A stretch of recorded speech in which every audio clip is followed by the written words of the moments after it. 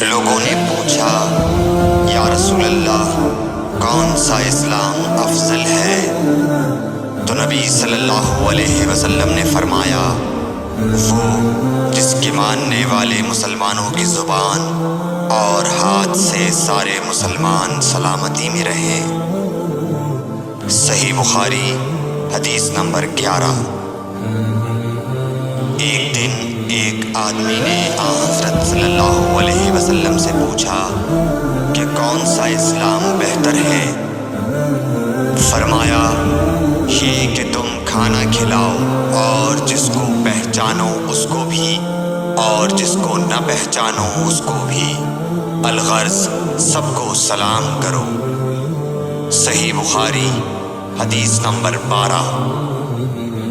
حضور اکرم صلی اللہ علیہ وآلہ وسلم نے فرمایا تم میں سے کوئی شخص ایماندار نہ ہوگا جب تک اپنے بھائی کے لیے وہ نہ چاہے جو اپنے نفس کے لیے چاہتا ہے۔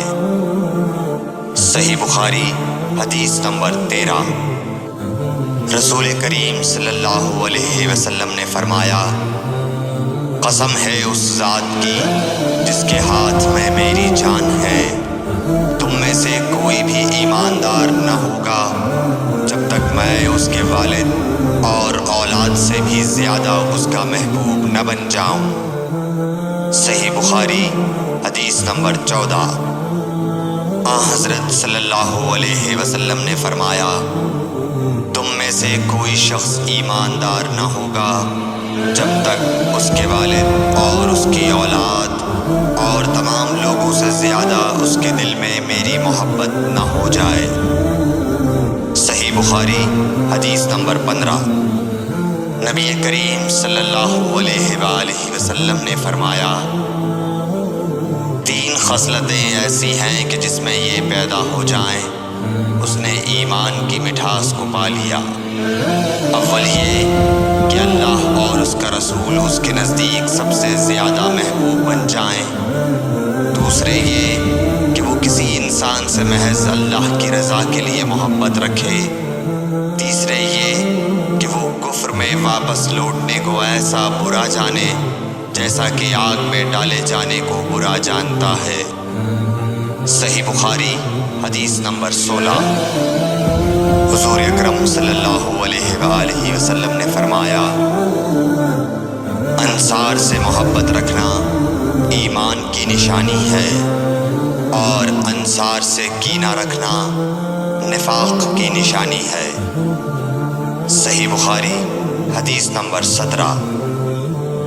رسول اللہ صلی اللہ علیہ وسلم نے اس وقت جب آپ کے گرد صحابہ کی ایک جماعت بیٹھی ہوئی تھی فرمایا کہ مجھ سے بیعت کرو اس بات پر کہ اللہ کے ساتھ کسی کو شریک نہ کرو گے، چوری نہ کرو گے، زنا نہ کرو گے، اپنی اولاد کو قتل نہ کرو گے اور ناعمدن کسی پر کوئی ناحق بہتان باندھو گے اور کسی بھی اچھی بات میں اللہ کی نافرمانی نہ کرو گے۔ جو کوئی تم میں اس عہد کو پورا کرے گا تو اس کا ثواب اللہ کے ذمہ ہے، اور جو کوئی ان بری باتوں میں سے کسی کا ارتکاب کرے اور اسے دنیا میں اسلامی قانون کے تحت سزا دے دی گئی تو یہ سزا اس کے گناہوں کے لیے بدلہ ہو جائے گی، اور جو کوئی ان میں سے کسی بات میں مبتلا ہو گیا اور اللہ نے اس کے گناہ کو چھپا لیا تو پھر اس کا معاملہ اللہ کے حوالے ہے، اگر چاہے معاف کرے اور اگر چاہے سزا دے دے۔ عبادہ کہتے ہیں کہ پھر ہم سب نے ان سب باتوں پر آپ صلی اللہ علیہ وسلم سے بیعت کر لی۔ صحیح بخاری حدیث نمبر 18۔ رسول اللہ صلی اللہ علیہ وسلم نے فرمایا وہ وقت قریب ہے جب مسلمان کا سب سے عمدہ مال اس کی بکریاں ہوں گی جن کے پیچھے وہ پہاڑوں کی چوٹیوں اور برساتی وادیوں میں اپنے دین کو بچانے کے لیے بھاگ جائے گا۔ صحیح بخاری حدیث نمبر 19۔ رسول اللہ صلی اللہ علیہ وسلم کسی کام کا حکم دیتے تو وہ ایسا ہی کام ہوتا جس کے کرنے کی لوگوں میں طاقت ہوتی۔ اس پر صحابہ کرام نے عرض کیا کہ یا رسول اللہ، ہم لوگ تو آپ جیسے نہیں ہیں، آپ تو معصوم ہیں اور آپ کی اللہ پاک نے اگلی پچھلی سب لغزشیں معاف فرما دی ہیں، اس لیے ہمیں اپنے سے کچھ زیادہ عبادت کرنے کا حکم فرمائیے۔ یہ سن کر آپ ناراض ہوئے، حتیٰ کہ خفگی آپ کے چہرہ مبارک سے ظاہر ہونے لگی۔ پھر فرمایا کہ بے شک میں تم سب سے زیادہ اللہ سے ڈرتا ہوں اور تم سب سے زیادہ اسے جانتا ہوں، بس تم مجھ سے بڑھ کر عبادت نہیں کر سکتے۔ صحیح بخاری حدیث نمبر 20۔ حضور اکرم صلی اللہ علیہ وآلہ وسلم نے ارشاد فرمایا، جس شخص میں یہ 3 باتیں ہوں گی وہ ایمان کا مزہ پالے گا۔ ایک یہ کہ وہ شخص جسے اللہ اور اس کا رسول ان کے ماں سوا سے زیادہ عزیز ہوں، اور دوسرے یہ کہ جو کسی بندے سے محض اللہ ہی کے لیے محبت کرے، اور تیسری بات یہ کہ جسے اللہ نے کفر سے نجات دی ہو، پھر دوبارہ کفر اختیار کرنے کو وہ ایسا برا سمجھے جیسا آگ میں گر جانے کو برا جانتا ہے۔ صحیح بخاری حدیث نمبر 21۔ حضرت محمد مصطفیٰ صلی اللہ علیہ وآلہ وسلم نے فرمایا، جب جنتی جنت میں اور دوزخی دوزخ میں داخل ہو جائیں گے، اللہ پاک فرمائے گا جس کے دل میں رائی کے دانے کے برابر بھی ایمان ہو، اس کو بھی دوزخ سے نکال لو۔ تب ایسے لوگ دوزخ سے نکال لیے جائیں گے اور وہ جل کر کوئلے کی طرح سیاہ ہو چکے ہوں گے، پھر زندگی کی نہر میں یا بارش کے پانی میں ڈالے جائیں گے۔ اس وقت وہ دانے کی طرح اگائیں گے جس طرح ندی کے کنارے دانے اگاتے ہیں۔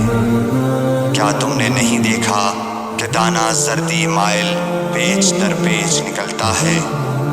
صحیح بخاری حدیث نمبر 22۔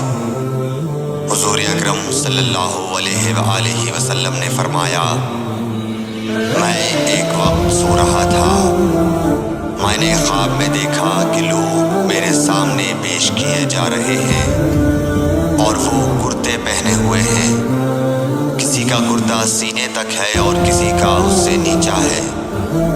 پھر میرے سامنے عمر بن خطاب لائے گئے، ان کے بدن پر جو کرتا تھا اسے وہ گھسیٹ رہے تھے، یعنی ان کا کرتا زمین تک نیچا تھا۔ صحابہ رضی اللہ تعالیٰ عنہ نے پوچھا کہ یا رسول اللہ اس کی کیا تعبیر ہے؟ آپ نے فرمایا کہ اس سے دین مراد ہے۔ صحیح بخاری حدیث نمبر 23۔ ایک مرتبہ رسول کریم صلی اللہ علیہ وسلم ایک انصاری شخص کے پاس سے گزرے، اس حال میں کہ وہ اپنے ایک بھائی سے کہہ رہے تھے کہ تم اتنی شرم کیوں کرتے ہو؟ آپ نے اس انصاری سے فرمایا کہ اس کو اس کے حال پر رہنے دو، کیونکہ حیا بھی ایمان ہی کا ایک حصہ ہے۔ صحیح بخاری حدیث نمبر 24۔ رسول اللہ صلی اللہ علیہ وسلم نے فرمایا، مجھے اللہ کی طرف سے حکم دیا گیا ہے کہ لوگوں سے جنگ کروں اس وقت تک کہ وہ اس بات کا اقرار کر لیں کہ اللہ کے سوا کوئی معبود نہیں ہے، اور یہ کہ محمد صلی اللہ علیہ وسلم اللہ کے سچے رسول ہیں، اور نماز ادا کرنے لگے اور زکوٰۃ دیں۔ جس وقت وہ یہ کرنے لگیں گے تو مجھ سے اپنے جان و مال کو محفوظ کر لیں گے، سوائے اسلام کے حق کے۔ رہا ان کے دل کا حال تو ان کا حساب اللہ کے ذمے ہے۔ صحیح بخاری حدیث نمبر 25۔ رسول اللہ صلی اللہ علیہ وسلم سے دریافت کیا گیا کہ کون سا عمل سب سے افضل ہے؟ فرمایا، اللہ اور اس کے رسول پر ایمان لانا۔ کہا گیا اس کے بعد کون سا؟ آپ نے فرمایا کہ اللہ کی راہ میں جہاد کرنا۔ کہا گیا پھر کیا ہے؟ آپ نے فرمایا حج مبرور۔ صحیح بخاری حدیث نمبر 26۔ رسول اللہ صلی اللہ علیہ وسلم نے چند لوگوں کو کچھ عطیہ دیا اور ساتھ وہاں موجود تھے۔ وہ کہتے ہیں کہ رسول اللہ صلی اللہ علیہ وسلم نے ان میں سے ایک شخص کو کچھ نہ دیا، حالانکہ وہ ان میں مجھے سب سے زیادہ پسند تھا۔ میں نے کہا حضور آپ نے فلاں کو کچھ نہ دیا، میں اسے مومن گمان کرتا ہوں۔ آپ نے فرمایا مومن یا مسلمان؟ میں تھوڑی دیر چپ رہ کر پھر پہلی بات دہرانے لگا۔ حضور صلی اللہ علیہ وسلم نے بھی دوبارہ وہی جواب دیا۔ پھر آپ نے فرمایا کہ اے سعد، باوجود یہ کہ ایک شخص مجھے زیادہ عزیز ہے، پھر بھی میں اسے نظر انداز کر کے کسی اور دوسرے کو اس خوف کی وجہ سے یہ مال دیتا ہوں کہ وہ اپنی کمزوری کی وجہ سے اسلام سے پھر جائے اور اللہ اسے آگ میں اوندھا ڈال دے۔ صحیح بخاری حدیث نمبر 27۔